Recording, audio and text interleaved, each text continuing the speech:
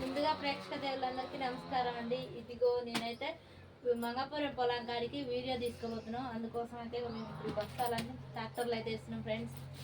ఓకేనా? మరి మీరు ఏ పనులకు వెళ్తున్నారు, ఏం చేస్తున్నారు? కట్టలు అయితే మస్తు బరువున్నాయి ఫ్రెండ్స్. లేపాలంటే చేతులు జారిపోతున్నాయి. పొద్దునే కదా అవి అందులోటి యూరియా కొద్దిగా చమురు ఉంటుంది కదా, జారిపోతున్నాయి. మస్తు బలంగా అయితే లేస్తున్నాయి కట్టలు అయితే.